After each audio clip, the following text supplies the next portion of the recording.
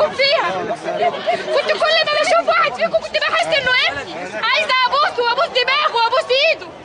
لكن بجد كرهكم زاد في قلبي، بقيت بكرهكم كلكم. كل اللي بيأيد السيسي بكرهه، انما لو فيكم حد مننا وحاسس بالمصريين فعلا، هو ده اللي هيبقى فعلا رجليه فوق دماغي، هو اللي هحبه وهقول هو ده جيشي. لكن انا جيشي دلوقتي كتائب القسام، وبقولها لانهم ناس محترمه.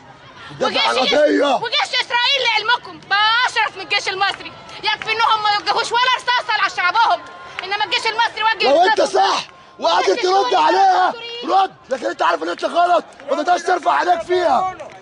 رد عليها، رد، استرجل ورد، لكن انت بترد بسلاحك واحنا بنرد بالكلام. رد يالا.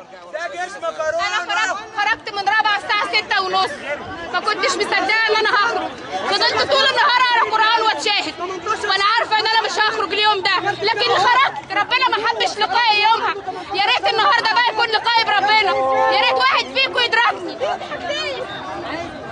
حسبنا الله ونعم الوكيل، حسبنا الله ونعم الوكيل في السيسي اللي غير كل معتقداتكم. بقت اسرائيل دلوقتي دوله جوار.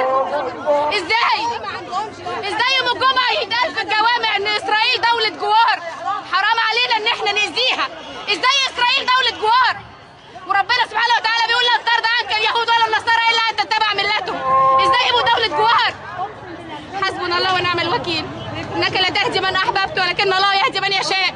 ربنا يهديكم يا رب، يهديكم للحق، يهديكم للحق باذن الله والدين ونصر الدين، لانكم في الاخر ولادنا برضه. حسبنا الله ونعم الوكيل.